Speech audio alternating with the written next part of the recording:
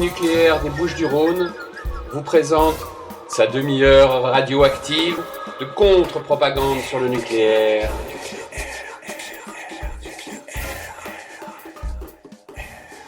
Bienvenue sur Radio Galère, dans la demi-heure radioactive, animée par le collectif antinucléaire des Bouches-du-Rhône, les 2e et 4e mardis du mois à 14h15 et en rediffusion le jeudi de 12h à 12h30. Nous considérons que nous sommes tous et toutes des cobayes de l'industrie nucléaire et que nous sommes tous et toutes les victimes potentielles d'une prochaine catastrophe. C'est pourquoi nous pensons que nous n'avons d'autre choix que de nous informer et d'agir. C'est ce que nous nous efforçons de faire ici. Aujourd'hui, on revient sur la situation au Japon. Alors, devant les conséquences désastreuses de la catastrophe nucléaire de Fukushima et devant l'opposition de la population japonaise, depuis septembre 2013, le Japon ne produisait plus d'électricité d'origine nucléaire et les 54 réacteurs du pays étaient à l'arrêt, sans pour autant provoquer d'effets cataclysmiques sur l'économie japonaise, et c'est l'objet de notre émission aujourd'hui. Malgré tout, le 11 août dernier, le réacteur numéro 1 de la centrale de Sendai était remis en marche et le gouvernement de M. Abe prévoit de remettre en route en 2 ans tous les réacteurs qu'il considère en mesure de l'être. Alors on va aussi s'interroger aujourd'hui sur le pourquoi d'un tel acharnement à recourir au nucléaire après une telle catastrophe. Avec nous, pour en parler aujourd'hui, Thierry Ribaud, qui est économiste, chercheur au CNRS, au CLERC, à l'université de Lille 1. Bonjour Thierry Ribaud. Bonjour. On s'entend parfaitement bien. Merci donc d'avoir accepté notre invitation. Vous avez récemment publié 2 textes, respectivement sur le blog de Paul Jorion et dans le journal du CNRS, qui dénonçaient le triple chantage du gouvernement japonais, ou même, alors je crois qu'on en est au quintuple chantage du gouvernement japonais par rapport au nucléaire. Et on va tenter avec vous de déconstruire les arguments avancés par le gouvernement Abe. Et des arguments qu'on retrouve d'ailleurs partout dans le monde, partout où il est question de préserver, de promouvoir l'industrie nucléaire. Alors le premier chantage, selon vous, dont vous faites état, c'est que l'arrêt du nucléaire provoquerait, ou aurait provoqué, ou provoquera, un déficit de la balance commerciale dû à l'importation massive de combustibles de substitution. Alors ça c'est vrai ou c'est faux ? Bon, je ne vais même pas m'efforcer de répondre sur le fait de savoir si c'est vrai et faux. Oui. Je vais simplement Pas de problème. rappeler les éléments. Oui. En fait, parmi les formes de chantage, qui sont mobilisées par le pouvoir politique japonais, mais qui, comme vous l'avez dit, qui sont également mobilisées par presque tout à chacun. C'est de l'ordre, je dirais que c'est de l'ordre des arguments du café du commerce, finalement, en fait, tout ça. Mais le café du commerce a des répercussions, est un relais aussi pour les idées les plus répandues, y compris au niveau du pouvoir à son plus haut niveau. Et on se rend compte que les politiques ne font rien de plus que refléter ces idées du café du commerce. Et alors il y a des idées, il y a des formes de chantage. Il y en a 2 grands types. Il y a un chantage économique qui est assez massif, et puis en fait il y a un chantage politique, je ne sais pas si on en parlera, mais qui est également important. Un chantage qui porte plus sur la menace liée à la bombe atomique. Bon. On en parlera. Alors, effectivement, le déficit commercial, c'est une des dimensions du chantage économique qu'on retrouve partout, qu'on retrouve souvent. Alors, on ne peut pas nier qu'il y a, suite à la catastrophe, il y a eu une balance commerciale déficitaire au Japon. On ne peut pas le nier, évidemment. Et effectivement, en 2013, on a eu un déficit pour la première fois depuis quelques temps. Le seul problème, c'est que ce déficit, en fait, quand on regarde d'un peu près, en réalité, il a très peu à voir avec les importations supplémentaires en combustible que le Japon a dû faire suite à la fermeture des centrales. En fait, je ne vais pas assommer de chiffres. J'ai effectivement fait 2 publications récentes qui rappellent ces chiffres que tout à chacun peut d'ailleurs aller voir partout sur les sites gouvernementaux, etc. Donc là aussi, il n'y a pas de secret. Et donc ces chiffres montrent assez clairement que sur les 11 milliards de déficit de 2013, il y en a 7 qui sont attribués au fait que les industries japonaises continuent ce qu'elles ont toujours fait depuis déjà une décennie, à savoir de s'expatrier et d'aller s'implanter à l'extérieur. Donc ça fait chuter la balance commerciale dans des régions d'Asie notamment. Et ça n'a rien à voir avec la catastrophe Fukushima. Et puis il y a 4 milliards, effectivement sur les 11 milliards, qui sont attribuables au surcoût des importations de pétrole et de gaz. Suite à la fermeture des centrales. Mais toutefois, même sur cette partie de 4 milliards, il faut rappeler que la majeure partie, en fait, est due à un effet de taux de change. Hein. Donc, en fait, c'est essentiellement parce que le taux de change japonais, le yen, s'est dégradé, volonté politique d'ailleurs du gouvernement, hein, par ailleurs, Oui. que que les importations de combustibles, de pétrole notamment et de gaz, sont devenues effectivement plus coûteuses. Et cela dit, quand bien même on s'apitoierait encore sur cette situation, sur cette part du déficit commercial qui serait engendré par la fermeture des centrales, il faut rappeler quand même que c'est une tristesse de courte durée parce que dès avril 95, c'est-à-dire il y a 2 mois, 3 mois, la balance commerciale est redevenue excédentaire et parce que les achats de pétrole ont chuté de 50%, et le gaz naturel également, ça a chuté. Et finalement, les projections qu'on peut faire là actuellement, compte tenu des prix, à l'évolution à la baisse des prix du gaz, font que, au vu des chiffres de la balance courante du premier semestre de l'année, on n'a pas encore tous les chiffres pour 2015, bien sûr, on peut s'attendre à ce que le déficit de 2015 soit à peu près 4 fois moindre que celui de 2014, donc qui s'était déjà réduit par rapport à celui de 2013. Donc, en fait, pour résumer, effectivement, on ne peut pas parler d'une catastrophe, d'un impact désastreux et d'une fuite des richesses, comme il a été évoqué, concernant, sur cet aspect-là en tout cas. Je rappelle simplement que Bernard Laponche, qui est un économiste qui a fait en 2014 un bilan des aspects d'un certain nombre d'arguments économiques hein, qui étaient également mobilisés concernant pour interpréter les conséquences de la catastrophe de Fukushima sur l'économie. Et Bernard Laponche donc avait déjà montré que dans son étude donc que la facture énergétique avait bien augmenté de 46% entre 2010 et 2013 au Japon, mais que cette augmentation se partageait de la manière suivante. 6% étaient dus à l'évolution effective du système énergétique, alors c'est-à-dire une restructuration de la production, hein, avec une chute du nucléaire, 6% sur les 46%, et 40% étaient dus à l'augmentation des prix du combustible importé, hein, et tout particulièrement du prix du pétrole. Prix internationaux dont l'augmentation n'a rien à voir, comme le rappelait Bernard Laponche dans son étude, avec la chute de la production d'origine nucléaire au Japon. D'accord. Alors, donc c'est un argument qui voilà. tombe à plat complètement. Voilà, premier argument qui a fait du commerce dégagé, c'est bien. Le deuxième, alors là, c'est au sujet du réchauffement climatique.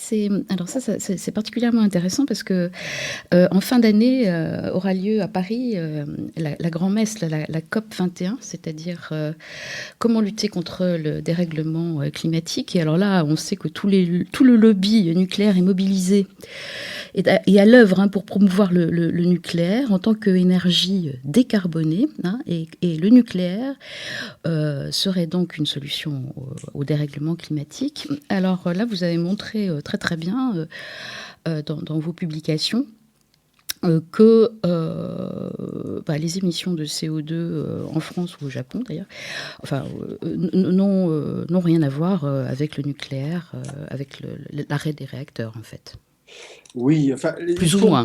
C'est une question qui est en fait assez compliquée et malheureusement, moi je suis très étonné, je ne suis pas un spécialiste des questions énergétiques, hein, mais je suis économiste, mais je suis très étonné en tant qu'économiste justement de voir que cette question-là, de ce rapport semble-t-il considéré comme évident entre chute du nucléaire ou à l'inverse, hein, croissance du nucléaire égale baisse du CO2 et je suis extrêmement choqué même de voir qu'il n'y a pas d'économiste qui essaye sérieusement de s'attaquer à cette question. Parce qu'effectivement, c'est un tel argument lourd qui pèse qui est mobilisé actuellement de part et d'autre. Vous dites que vous disiez, Isabelle, peut-être que cet argument est mobilisé par le lobby nucléaire. Je pense qu'il faut compléter en disant qu'il est également mobilisé par des écologistes, certains d'entre eux en Oui, tout cas. absolument, absolument. À moins de considérer qu'il fasse partie du lobby nucléaire. Mais en tout cas, chez Nicolas Hulot, il est bon ton de parler positivement du nucléaire. Bon. Alors, cela dit, donc effectivement, moi ce que je voudrais rappeler, c'est que ce qu'on appelle l'intensité en dioxyde de carbone, c'est-à-dire en fait c'est la part c'est le nombre de kilos, de kilogrammes d'oxyde de carbone qu'on génère par unité de PIB, donc par unité de richesse produite. Hein. Mhm. Eh bien, cette intensité en dioxyde de carbone est effectivement, il faut rappeler qu'elle est d'abord, effectivement, comparée à la France, elle est au Japon environ 1,8 à 2 fois plus élevée qu'au Japon. Hein. Au Japon qu'en France. En France, oui. Et ça, c'est mais il faut rappeler aussi que ça, c'est pas nouveau. Oui, j'ai une courbe sous les yeux qui montre très clairement qu'il y a une augmentation constante des émissions de CO2 au Japon, avec une petite baisse. En valeur absolue, alors là, moi j'étais sur la valeur relative, c'est-à-dire le kilogramme de CO2 par richesse produite est effectivement plus élevé au Japon. Et ce que je voudrais dire sur ce point, c'est que finalement, avec la catastrophe de Fukushima et l'arrêt du parc nucléaire, en fait, il faut rappeler quand même que le Japon n'est pas du tout à sa première réintensification en dioxyde de carbone. Et la mise à l'arrêt de son parc nucléaire n'est qu'en fait un élément conjoncturel de plus qui vient perturber une trajectoire qui est elle-même inscrite dans le long terme et qui est une trajectoire de baisse de son intensité en oxyde de carbone. Alors, ça, c'est en valeur relative. Et si on raisonne en valeur absolue, de même, alors, en valeur absolue, évidemment, comme vous disiez, les émissions de CO2 n'ont jamais cessé d'augmenter au Japon, effectivement, depuis les années 50, à quelques exceptions près, hein, certaines années.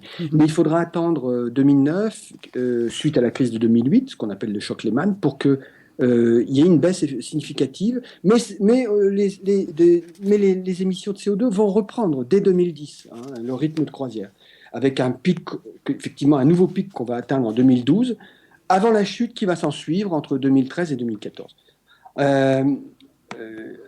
Donc, ce qu'on observe, c'est que, et je ne veux pas parler de la France ici de manière détaillée, mais ce qu'on observe, c'est que si les chocs pétroliers ont eu effectivement tendance à ralentir conjoncturellement les émissions de CO2 dans les pays dont la production est très intensive en énergie, on peut parler d'une espèce de choc nucléaire, hein, qui a, lui, de son côté, permis de maintenir structurellement ces émissions à un niveau qui, en valeur absolue, encore une fois, n'a fait que s'accroître au Japon et n'a jamais véritablement baissé en France, en dépit des promesses qui étaient faites de part et d'autre quant aux vertus du nucléaire, dans un monde qui est menacé réellement d'ailleurs par le réchauffement climatique. Donc, et puis il faut ajouter encore une fois que sur la période récente, en dépit d'une hausse significative du recours à l'énergie d'origine fossile, hein, le montant de CO2 n'a pas vraiment augmenté dans les proportions escomptées par les experts.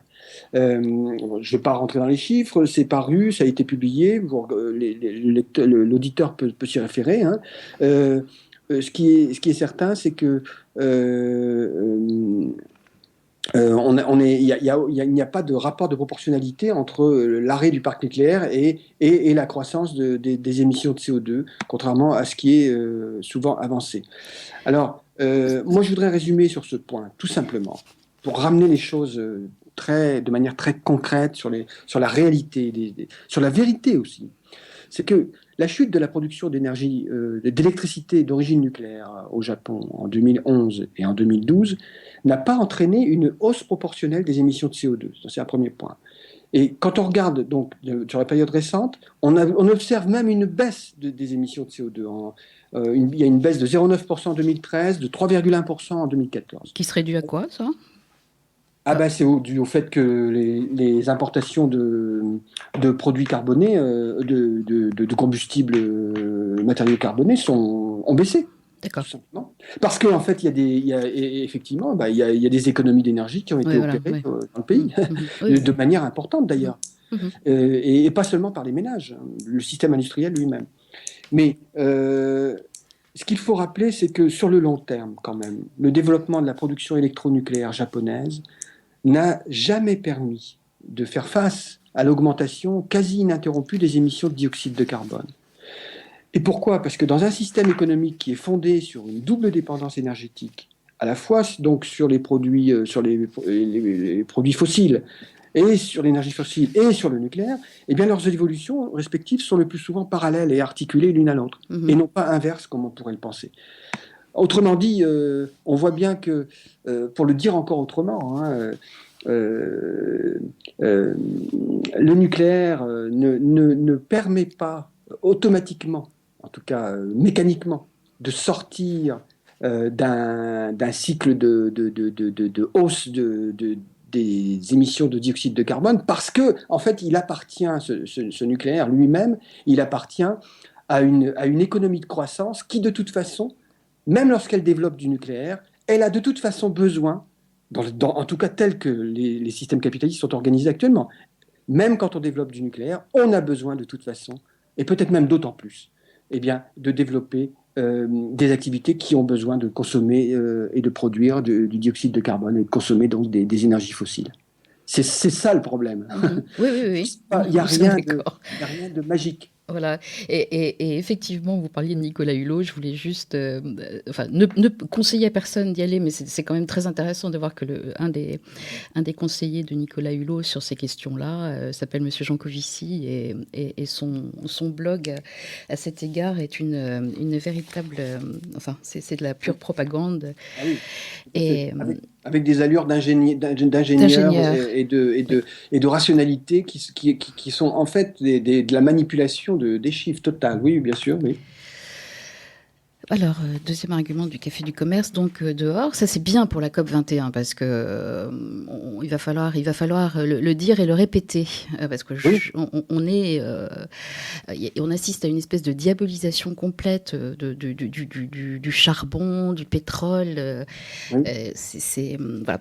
Alors le troisième petit chantage, alors ça c'est au Japon, hein, chantage à la diminution de la rente nucléaire. Alors donc Oui, c'est on vrai donnera qu'au plus d'argent. moment, concrètement, au niveau de la stratégie politique, au moment où les autorités s'apprêtent enfin, relancent un réacteur, effectivement, ils décident au même moment de réduire les subventions qui seront accordées aux municipalités où il y a des réacteurs qui sont à l'arrêt.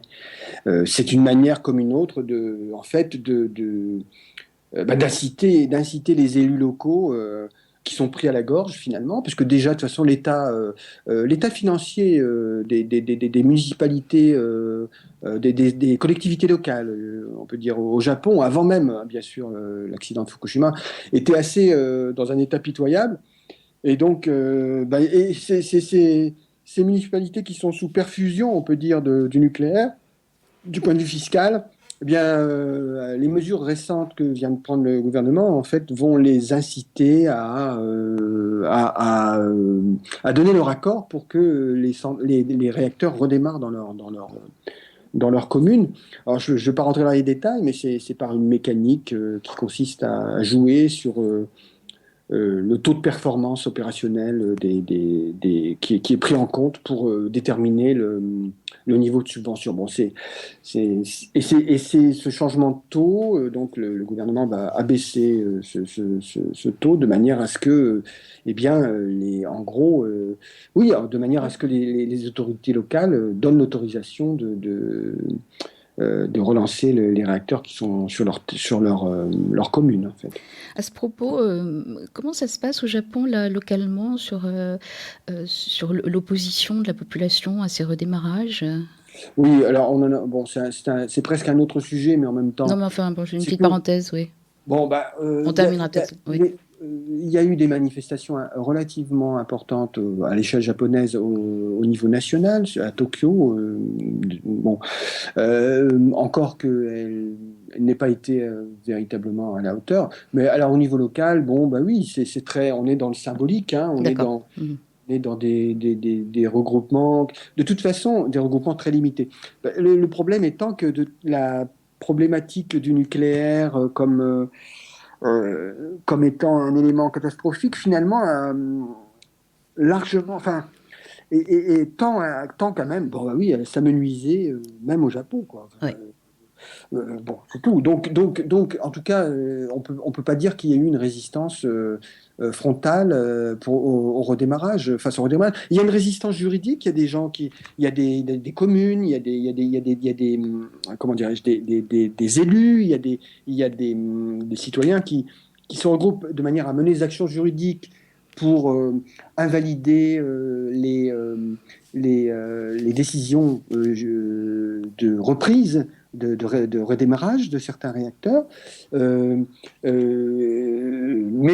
toutefois, ces procédures juridiques n'aboutissent à rien pour l'instant. On n'a pas encore vu de résultats positifs de ce côté-là. Bon, alors, bon, c'est tout. Bon. Voilà. Et pour revenir à notre café du commerce, là, il y a un argument sérieux. Là, hein. Si le nucléaire s'arrête, les coûts de l'électricité vont augmenter de façon exponentielle. Alors ça c'est un épouvantail agité ici en France aussi de façon constante. Hein. C'est un grand classique. Oui. Un grand classique parce que, mais ce qui est assez intéressant, c'est que je voudrais simplement pointer une chose avant d'expliquer Oui. le contre-argument, c'est que il n'est pas facile, je vous le dis, de trouver en France, en tout cas, hein, pour le Japon c'est très facile, mais en France et pour les autres pays aussi c'est très facile d'ailleurs, mais en France c'est très compliqué d'avoir une évolution réelle, de connaître statistiquement l'évolution du prix de l'électricité, toute taxe comprise. Oui. Car évidemment, il y a les électriciens français font circuler un certain nombre de données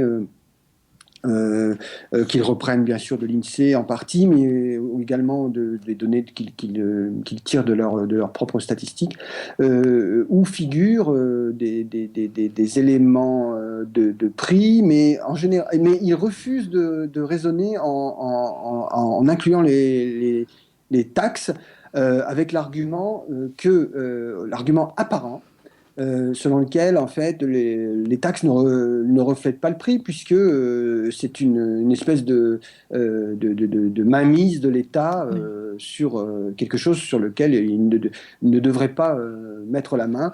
En gros, les électriciens présentent leur évolution de prix en disant s'il n'y avait pas les taxes, l'électricité vous serait quasiment offerte. Bon. Ouais. Bon, bref. De toute façon, moi je pense qu'il faut refuser de discuter de l'évolution des prix sans prendre en compte les taxes. Ça n'a aucun sens. Ça n'a aucun sens. Je ne vois pas pourquoi les électriciens s'évertuent à maintenir cet argument qui n'a économiquement aucun sens. Le prix que le consommateur paie, c'est bien le prix avec les taxes et c'est tout, quoi. Bon, et le consommateur ou l'industriel d'ailleurs. Et alors, effectivement, et là aussi, je suis troublé de voir que cet argument passe est pris pour argent comptant, ce qu'elle veut dire, alors qu'en fait, c'est complètement. L'argument selon lequel, donc, si nous arrêtions le nucléaire, le prix de l'électricité exploserait à tel point. Et d'ailleurs, regardez, ces Japonais, ils sont étouffés, ils n'arrivent plus à consommer l'électricité parce qu'en fait, ils ont connu des augmentations de prix sidérantes. Vraiment, c'est ce que j'ai lu partout. Oui, enfin, oui, oui. Mm-hmm. Et en fait, ce qui est assez intéressant, j'ai repris les statistiques du MITI, qu'on ne peut pas mettre en doute. Ils ont plutôt tendance quand même eux aussi à dire que les prix augmentent et que c'est un drame.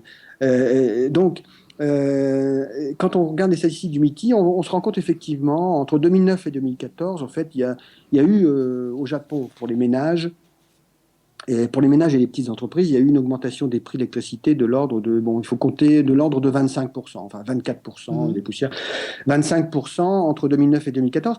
Et ce qui est troublant, c'est qu'en fait, alors, En France, si on prend les chiffres, alors les chiffres TTC que l'on trouve, qui sont publiés par l'Office européen de la statistique, eh bien, en fait, on a une augmentation sur la même période, entre 2009 et 2014, d'à peu près 45%. Donc, en fait, donc, ça, c'est pour les ménages et les PME. Alors, pour les entreprises, c'est un peu différent.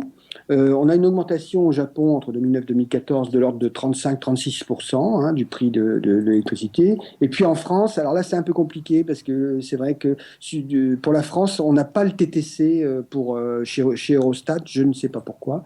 Mais en tout cas, même hors taxe, on a déjà une augmentation, une augmentation de 40%.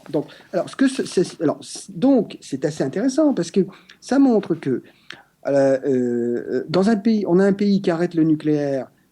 Ses prix d'électricité, effectivement, augmentent, continuent d'augmenter. On a un pays qui, bien sûr, n'arrête pas le nucléaire, la France, et qui même tend à l'accroître. Et en fait, la facture, le prix de l'électricité que paye le consommateur ou les entreprises, en fait, a augmenté plus que dans le pays où les réacteurs nucléaires sont à l'arrêt. Alors, CQFD. Donc, bon... CQFD. Il faut en débattre, débattons-en, on verra. Ça me semble assez clair. Je suis troublé de voir qu'aucun économiste, aucune personne sensée ne mette sur la table ces arguments de base. Bon, merci à vous de les avoir soulevés. Et alors, il va nous rester 5 minutes là. Alors, je déteste parler du chantage à la bombe atomique en 5 minutes, mais allez, on va essayer, on va tenter un petit résumé. Vous allez tenter un résumé. On en avait déjà parlé il y a 2 ans, il y a 3 ans, quand on avait fait un papier avec Nadine Ribaud sur cette question. Je veux dire, c'était programmé. Il fallait. Et puis, bon, c'est une banalité de le rappeler, mais que le nucléaire, c'est un cycle. Et il faut avoir. En fait, le redémarrage des centrales est également justifié en fait par le fait que il va falloir consommer en fait les stocks de plutonium qui se sont accumulés, qui continuent de s'accumuler au Japon depuis des années en fait. Et dont une partie est retraitée, etc., en France, etc. Mais bon, donc la machine doit fonctionner en dépit des coûts gigantesques de cette machinerie du soi-disant recyclage de combustible nucléaire. On a une usine donc à Rokasho qui est une chaîne de traitement qui a été construite avec Areva à partir de 1993. Elle n'est jamais entrée en fonction et sa capacité de stockage de combustible usé arrive à saturation. Donc là-bas, on y trouve rien que là-bas 2800 tonnes de combustible qui se trouvent dans des piscines. Donc, et donc, évidemment, relancer le nucléaire, ça permettrait au Japon de faire fonctionner ce bijou de 20 milliards d'euros qui n'a jamais fonctionné. Le problème, c'est que Rokasho ne pourra pas, à lui seul, absorber tous les déchets de plutonium, tous les déchets de combustible nucléaire japonais. Alors, normalement, il est censé y avoir un réacteur à Monju qui est capable également d'en absorber. Et puis, il y a des réacteurs conventionnels qui peuvent absorber du MOX également. Mais toutefois, tout ça, ça nécessite de remettre en route pas mal de réacteurs. 18 réacteurs devraient être remis en route assez rapidement pour pouvoir faire fonctionner la machine. Donc, ce qui est peu probable, à mon avis, d'ici un avenir proche. Mais bon. Donc, mais ce qui est certain, c'est que dans toute cette affaire, le Japon, en fait, détient actuellement, ça c'est chiffré, il détient à peu près 160 tonnes de plutonium. Il y en a 100 qui sont situés sur les sites de ces centrales. Et il y a 60 tonnes qui ont été acheminées dans des centres de retraitement. Et 45 tonnes ont été, comme on dit, séparées. 35 en France, notamment. Et de quoi fabriquer au total 5000 têtes nucléaires. Et ce qui est certain aussi, c'est que le plein usage du centre de retraitement de Rocachot permettrait de produire annuellement, on estime, une quantité de plutonium séparé de 8 tonnes, suffisamment pour fabriquer 1000 bombes atomiques. Donc c'est assez colossal la puissance, la potentialité de nucléaire militaire au Japon.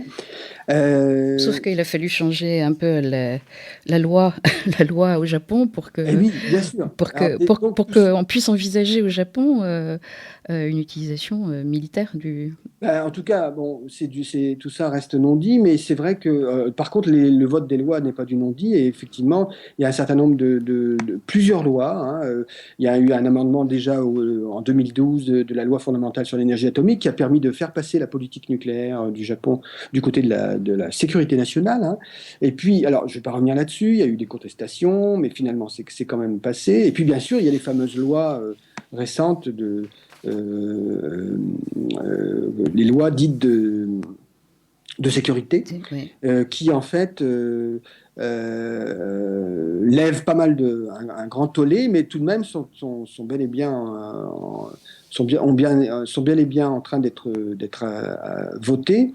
Et c'est pas tout à fait terminé, mais la Chambre haute doit se prononcer d'ici peu. Mais en tout cas, ce qui est certain, c'est qu'avec ces lois dites de sécurité, en fait, le Japon donc va pouvoir modifier sa constitution, l'article 9 de sa constitution, qui lui garantit normalement qui l'empêche en tout cas d'avoir une armée une armée offensive. Et qui l'autorise uniquement à avoir une armée défensive. Donc, mais ça, c'est en passe d'être mis en question fortement. Et donc, il y a une convergence assez importante entre, d'une part, la nécessité de relancer, sous la pression américaine directe, de relancer les réacteurs nucléaires civils pour pouvoir relancer le processus de recyclage des combustibles et donc de production de plutonium. Donc il y a une convergence entre ça d'un côté et tout l'appareil législatif qui en fait est en train finalement de devenir plus permissif en termes de possibilités pour l'armée japonaise d'intervenir sur des théâtres d'opérations de guerre en coopération avec des alliés, notamment avec les Américains, plus facilement.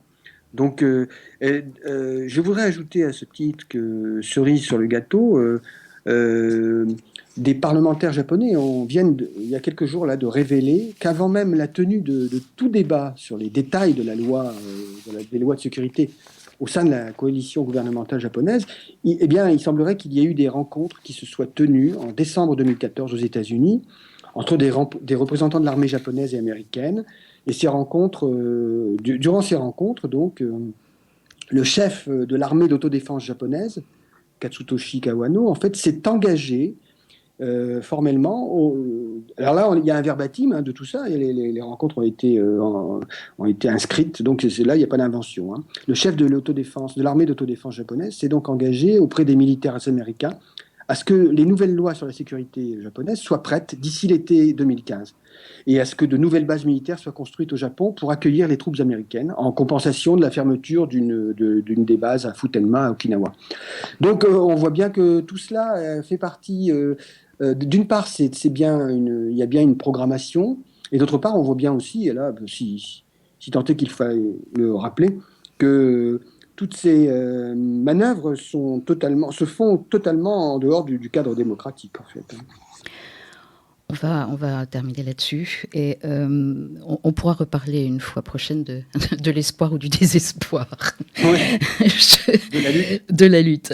Je voulais rappeler donc que vous avez publié 2 articles sur le sujet dont on vient de parler, un sur le blog de Paul Jorion et l'autre qui doit être disponible dans le journal du CNRS.